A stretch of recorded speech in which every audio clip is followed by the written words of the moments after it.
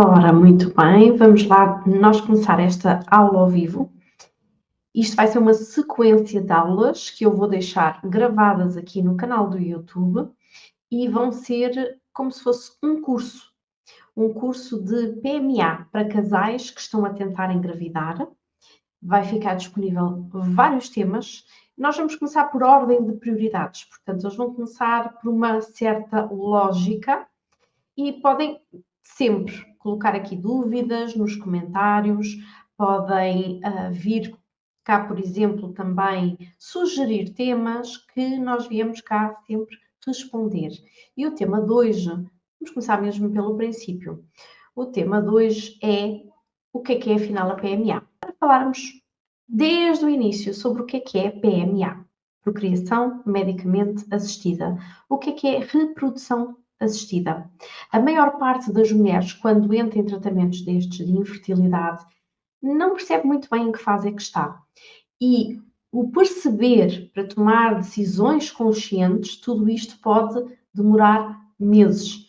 E esses meses traduzem-se em dinheiro e traduzem-se também numa quantidade muito grande de desgaste.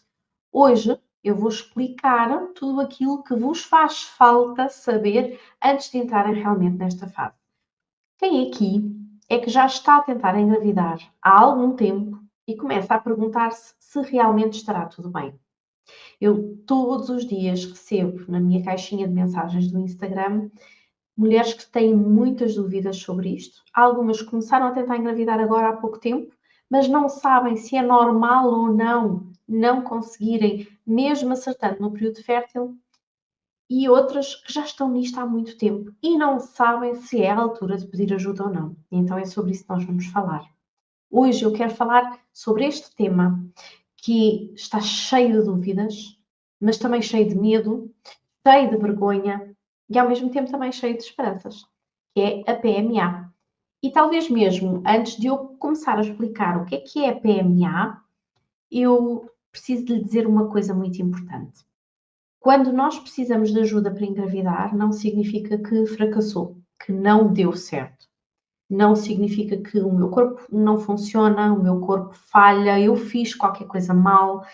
Significa apenas, e só isto, que às vezes a maternidade precisa de algum apoio. Ela precisa de apoio depois. Porque é que não há de precisar de apoio agora? E se precisa de apoio, que seja o mais rápido possível e o da melhor qualidade possível. E eu sei que também, durante muitos anos, quando nós éramos miudinhas e andávamos na escola, crescemos a ouvir dizer aquelas coisas para não engravidarmos e a outra que engravidou sem querer. E era um drama que se gerava à volta do engravidar. Então, o desejo, o objetivo era nunca engravidar. Só que quando chega aqui o momento de nós constituirmos família e queremos engravidar, aquela gravidez que já é desejada, ela não vai acontecer com essa facilidade que nos disseram que acontecia. E às vezes este caminho pode ser assim muito silencioso. É um caminho muito fechado, muito único e às vezes também muito solitário. Eu vou falar em que momentos é que eu tenho que procurar ajuda. E depois, procurei ajuda. Como é que eu vou olhar para este processo com menos culpa e perceber como tirar o máximo partido dele? A ideia aqui não é empurrar ninguém para tratamentos, é ajudar a entender onde está e quais são as alternativas possíveis. PMA, afinal de contas, é o quê? Procriação medicamente assistida. É um nome frio, técnico, distante, não é? Só que, no fundo, estamos a falar de uma coisa que é muito humana, que é quando a medicina apoia o processo de fecundar, de trazer uma vida humana, quando o corpo naquela altura não está a conseguir realizar da forma mais esperada.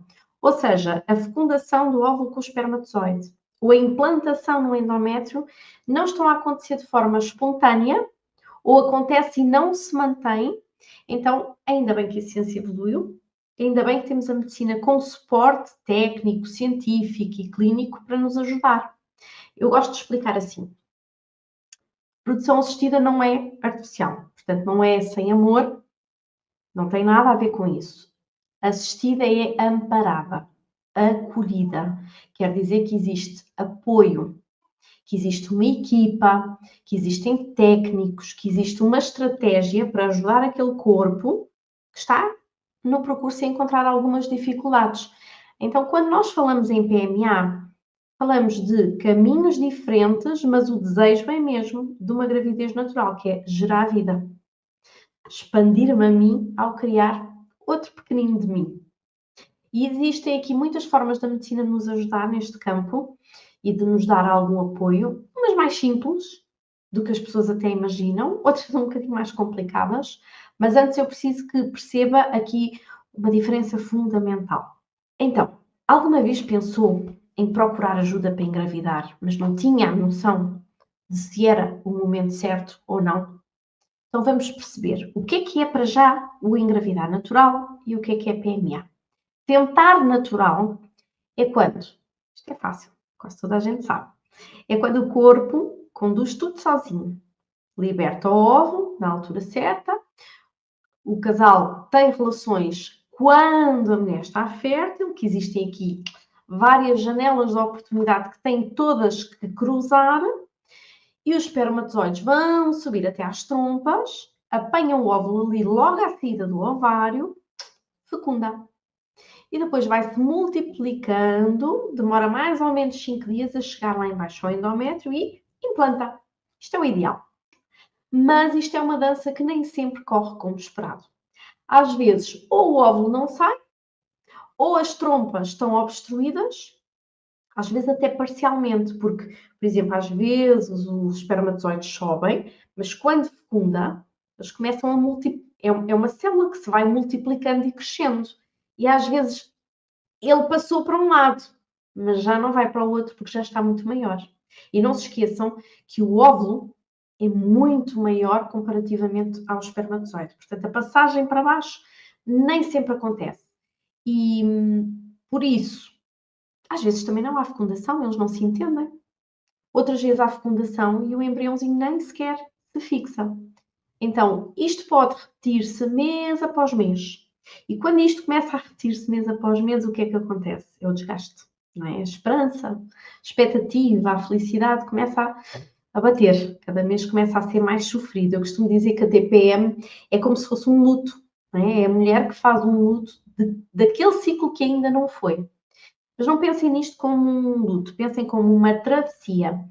Porque às vezes o caminho está livre, só que o corpo até consegue encontrar o seu caminho sozinho. Mas há outras vezes em que não, a história é um bocadinho diferente. É como se tivesse nevoeiro à frente, é como se tivesse obstáculos. Então é um percurso um bocadinho mais exigente. E quando eu digo um bocadinho, estou a ser simpática, porque quem já passa por este caminho, certeza que não considera isto um pouquinho, não é? A questão é, este caminho não é de todo substituído por PMA.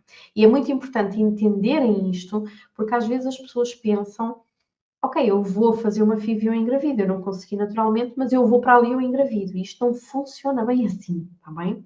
Então a PMA é um apoio àquele caminho, àquela travessia que tem os obstáculos à mesma, só que agora eu tenho um mapa, eu tenho uma lanterna, eu tenho pessoas que me ajudam, que já fizeram aquele percurso e que me ajudam a dizer desvia para a esquerda, desvia para a direita, mas a travessia continua a ser sua. O desejo continua a ser seu. E o corpo também continua a ser seu. Só que não vai fazer isto sozinha. E eu sei que às vezes, muitas vezes até, o sofrimento não vem do diagnóstico em si. Às vezes vem da falta de diagnóstico, mas sobretudo daquela sensação de andar às cegas, de não saber para onde ir, de se sentir perdida. Já alguma vez se sentiu assim? Mês após mês, a tentar, nada acontece, muitas opiniões diferentes à volta e não sabe o que fazer. Então, na altura em que vamos fazer qualquer coisa, vamos fazer PMA, quando nós falamos nisto, normalmente as pessoas pensam logo em FIV. Só que a verdade é que a PMA é um espectro, não é? Tem diferentes níveis de apoio e nem toda a mulher precisa exatamente do mesmo. Já ouviu falar aqui sobre estes vários níveis de apoio que existem? Ou pensa que é logo, vamos logo para a FIV? Não, eu costumo explicar que isto funciona assim, é como uma escala de suporte. Temos ali um degrau, o primeiro, que é o coito programado, em que o corpo faz quase tudo sozinho, não faz bem. Então, juntamente com a equipa médica, vamos monitorizar o ciclo. O médico vai acompanhar a ovulação e vai dizer qual é o melhor timing para o casal ter a relação. Quando esta orientação é bem feita, pode mudar aqui muita coisa, mas às vezes este caminho pode ter que ser feito induzindo a ovulação com medicação e às vezes pode-se dar apoio, por exemplo, progesterona, para suportar a implantação. Então, existe aqui alguns tipos de ajuda que pode haver no coito interrompido, no coito programado. Interrompido não, aqui é o contrário. Agora, vamos ter aqui em conta que quando se usa medicação, normalmente é, por exemplo, o clomifeno, este tipo de medicação, dizem os estudos mais recentes, que a partir de 3 ciclos seguintes, se não deu, temos que avançar para o próximo degrau. Porquê? Porque começa a ter mais efeitos secundários que impedem e dificultam mais a reprodução do que ajudam. Nomeadamente, por exemplo, secam o muco. E quando não temos um muco com a qualidade específica, os espermatozoides não conseguem subir e não conseguem abastecer-se de energia, porque é isso que o muco faz. Imaginem, como se fosse um escorrega que vai assim em frente, abre o caminho e dá Red Bull ali aos espermatozoides para eles se aguentarem na travessia até lá acima. Então, se estragar isto, não vale a pena. Mas existem truques, alguns médicos sabem fazer aí alguns truques para ajudar nisto. Depois, o degrau seguinte é a inseminação intrauterina. Então, aqui o que é que se faz? O homem vai fazer uma colheita de esperma, o esperma vai para o laboratório, é preparado, sofre ali algumas preparações positivas e depois vai ser diretamente colocado no útero no momento propício, que é monitorizado através de ecografias e análises. Então, para que é que isto serve? Serve para encurtar o caminho, para facilitar que os espermatozoides cheguem onde eles têm que chegar. Já agora uma curiosidade sobre isto. Antigamente, colocava-se lá o esperma. E depois não se percebia muito bem porquê. As mulheres estavam sempre com infecções, com problemas graves, e isso também dificultava a reprodução. Mais tarde começou-se a perceber que aquilo que acontece no corpo é o esperma não entra, entram os espermatozoides. Por isso é que nós precisamos do muco. Então eles largam um veículo e apanham boleia de outro veículo. Então neste momento eles têm que ser preparados para colocar os espermatozoides e não o esperma, porque já não faz falta lá dentro. Tá bem? Dentro do colo do útero é território da mulher. Portanto, o que tem que entrar é especificamente o que faz falta, mais nada, ok? Então, esta técnica é de baixa complexidade, não é? Mas também tem algum tipo de acompanhamento. É muito importante, muito, que eu já vi acontecer algumas coisas, que exista um diagnóstico para entender se isto é o ideal para aquele casal, tá bem? Porque às vezes permanece muito tempo aqui, depois já conto umas histórias à frente, permanece muito tempo aqui a empatar e deveriam ter ido automaticamente para FIV.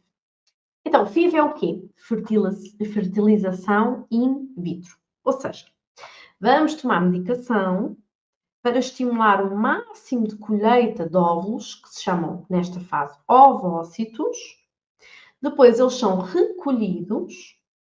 O homem vai recolher o esperma também, através da colheita manual. É trabalhado em laboratório e vão colocá-los frente a frente. E dizem assim, apaixonem-se agora, façam qualquer coisa. Quando fecundam, vai-se monitorizando aqueles embriões e ele é transferido para o útero. Isto é uma técnica assim um bocadinho mais complexa, também muito mais exigente. Não só clínica, como fisicamente para a mulher e emocionalmente para o casal. Bem? Então, é dada a medicação antes para produzir os óvulos, é dada a medicação depois para suportar uma gravidez, para ajudar a suportar uma gravidez. Nas próximas aulas, depois vou desenvolver mais aqui os pormenores para saberem aquilo que é importante terem em conta, o porquê de algumas coisas acontecerem. Mas este é só apenas o início, ok? E depois existe uma variante dentro da FIV, que é quando eles colocam os espermatozoides frente aos óvulos e eles não se apaixonam, vamos ter que os forçar a casar, como antigamente se fazia. Então chama-se isso a ICSI. Então, na ICSI, vamos escolher um dos melhores espermatozoides e a cabecinha dele vai ser injetada diretamente no óvulo. Quando é que isto se usa? Por exemplo, quando temos ali várias questões mais direcionadas aos espermatozoides do que ao óvulo, ou no caso de alguns óvulos que têm como se fosse a membrana, a casca de fora, a membrana, que é mais rija. Isto acontece em algumas patologias específicas. Então, o óvulo não deixa entrar, é muito rijo, então pode ter que ser necessário também, está bem? Então vamos ver que isto tem que olhar o casal como um todo, ou seja, nem toda a PMA é igual. E é muito importante nós termos esta noção, porque às vezes o medo vem de imaginar logo o pior. E às vezes o primeiro passo pode ser muito mais simples do que se imagina e podemos conseguir logo com os primeiros passos. Mas saber aqui os tipos de PMA é só metade da história. Porque há perguntas também que quase ninguém se faz e acaba por mudar completamente a maneira como se vive este processo. Então, há algo também que eu faço questão e tenho que dizer, é que falamos de técnica, mas existe um corpo e às vezes esquece esse corpo que existe, não é? Este corpo tem que responder mesmo com a técnica. Eu continuo a ter um ciclo menstrual, eu continuo com a mesma qualidade ovulatória, tendo FIV ou não tendo, eu continuo com o mesmo útero que pode estar inflamado, o mesmo desgaste, a mesma falta de micronutrientes e a mesma capacidade ou falta de capacidade de recuperação. Então, veja, a técnica vai facilitar o acesso a tudo isto. É fácil aceder aos óvulos, é fácil aos espermatozoides, vamos fecundar, vamos colocar, mas isto é caminho. Mas o corpo continua a ser o lugar onde isto tudo acontece. E é aqui que muitas vezes aquela dimensão que é onde eu trabalho fica fora da conversa médica, que é a preparação do terreno. E isto eleva bastante as taxas de sucesso. Porque há coisas que fazem a diferença em qualquer uma destas fases, seja coito programado, inseminação, FIV, ICSI. Tudo, pequenas coisinhas vão mudar. Coisinhas são estas. Tratar do meu ciclo, da minha regulação hormonal, da qualidade do meu muco, do sono, da alimentação, se faço desporto a mais ou a menos, da inflamação, a maneira como o meu corpo reage. O que é que eu já trago de bagagem de trás? Isto conta muito. E também conta muito como é que a mulher se consegue sustentar emocionalmente aqui ao longo deste processo. E é exatamente esse o meu trabalho. Eu não vou substituir a técnica. Às vezes conseguimos engravidar antes de ir para a FIV, mas a minha expectativa é sempre preparar o corpo para estar o melhor possível pronto para a FIV. Então, perceber aquele contexto, reduzir aquelas pequeninas coisas que podem estar a interferir e depois dar estrutura, onde às vezes durante anos ali é tentativas e espera, mais nada. É o que acontece. E lembra-se do que é que eu disse no início? Que ia partilhar coisas que eu costumo ver. Às vezes vejo, e durante muito tempo que eu acompanho mulheres neste processo, vejo um padrão que me marca muito. Vejo muitas mulheres que chegaram já a mim com anos, com um caminho muito longo, cansativo, já desgastadas, já pensaram em desistir 500 vezes e com aquela sensação de que perderam tempo, mas nem sabem bem o porquê. Porque acreditaram numa palavra, porque esperaram um tempo mais por uma operação, porque aquele exame demorou a vir e depois a consulta demorou a marcar. Às vezes, pequenas coisas assim. Perdeu-se no tempo. Eu lembro-me, por exemplo, de casos em que os casais avançam para inseminações artificiais, porque em sequência, não é? Vamos começar pelo início. Isto parece muito mais simples, menos invasivo. E atenção, pode ser o melhor, pode ser uma escolha consciente, não é? Financeiramente mais fácil, emocionalmente mais fácil.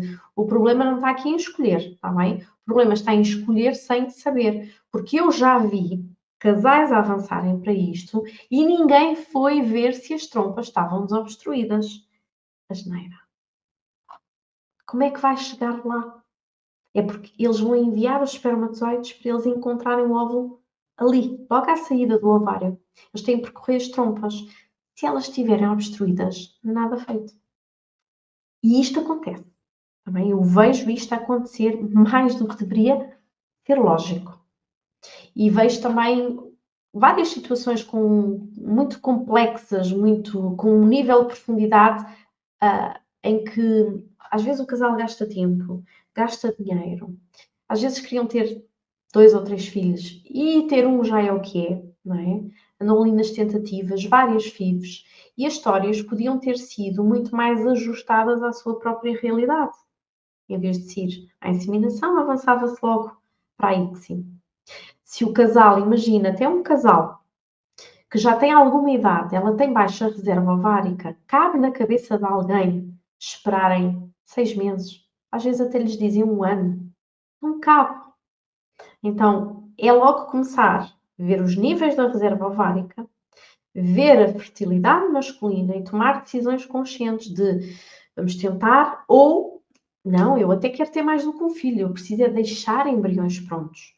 Então temos que ver isto, temos que ver a história do casal, o que eles procuram, os desejos que eles têm, as expectativas, o possível financeiramente, o possível emocionalmente, tem que se casar isto e conseguir traçar aqui um caminho. Por isso é que eu insisto tanto que nós temos que perceber onde estamos. E quando percebemos onde estamos, conseguimos tomar decisões melhores. Então, e sem pressing. Às vezes com pressing, porque apercebemos que tem mesmo que ser e tem que ser o quanto antes. Mas é muito importante que vocês tenham a escolha e possam decidir com o conhecimento todo. E que não vos aconteça chegarem mais à frente e dizerem bolas, caramba, alguém me devia ter dito isto. Ninguém me disse. Então eu vou a tantas consultas e ninguém me avisou disto. Eu tinha o direito de decidir. Eu teria decidido de forma diferente. Porque, lá está, o sofrimento vem de andar às cegas. Não é propriamente do diagnóstico. Até porque a maior parte das mulheres são muito despachadas. Ok, há aqui um problema. Vamos lá. Agora, fazer por fazer, avançar sem saber para onde vamos, não faz. Não funciona. Então, queremos saber qual é a técnica, mas também queremos saber como é que eu preparo o meu corpo para aquela técnica. Para eu então saber como é que eu vou planear isto, qual é o meu próximo passo para contar a minha história. Então, quando a mulher percebe o que é que está a acontecer no corpo dela, ela deixa de viver em piloto automático e pode tomar decisões com muito mais estratégia. Então, depois desta explicação, faz-lhe sentido perceber em que fase é que está agora na sua fertilidade. É exatamente por causa disso que eu criei este curso gratuito aqui no YouTube, para ajudar a perceber os caminhos possíveis, os melhores tipos de tratamento e principalmente perceber que é possível preparar o corpo e é possível fazer este caminho, esta travessia com muito mais apoio. Lembre-se, a técnica facilita o caminho, mas o corpo continua a ser o lugar onde tudo acontece.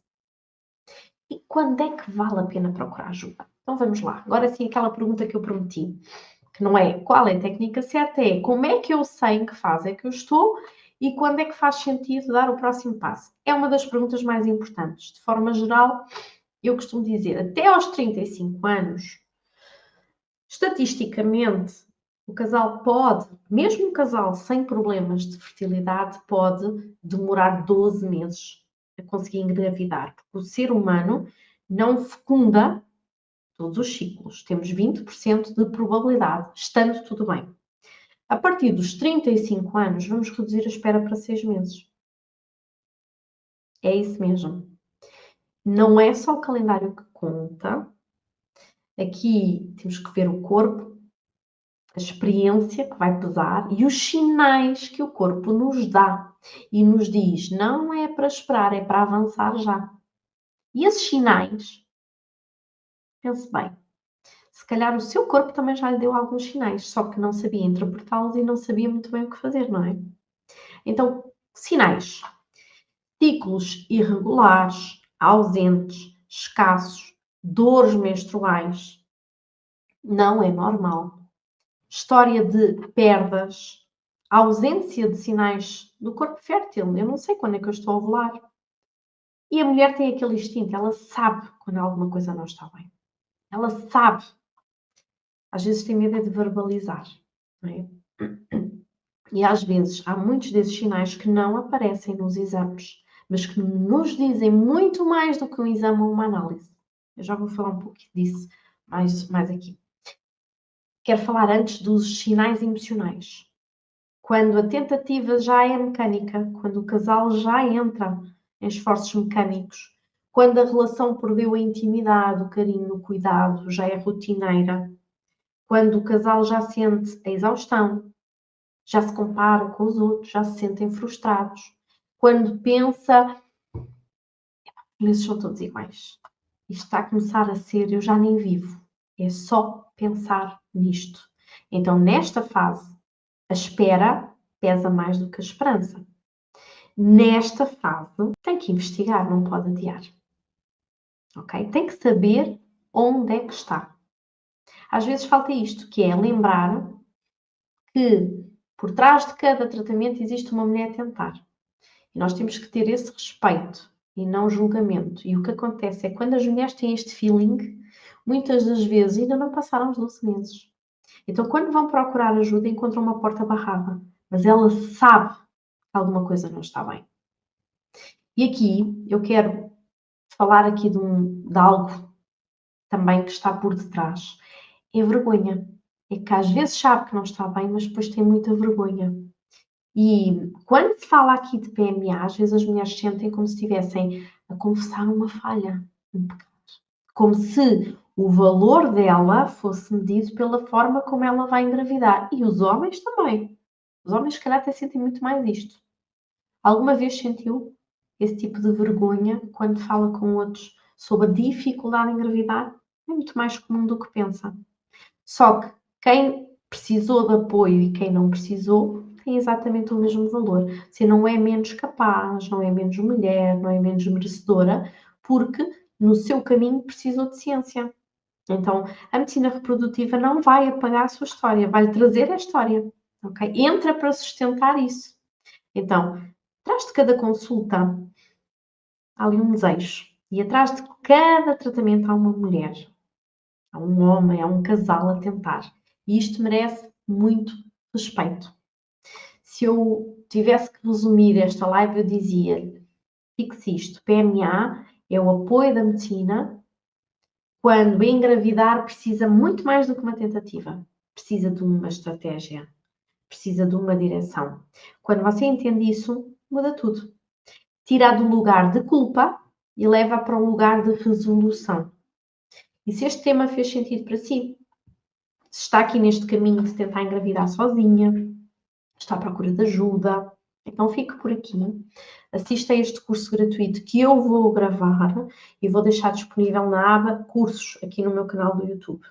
Vamos aprofundar com calma. Vou aprofundar mesmo os temas. Eu vou trazer aquele conteúdo que eu tinha nos meus cursos pagos. Eu vou trazê-lo aqui para o gratuito, tá bem?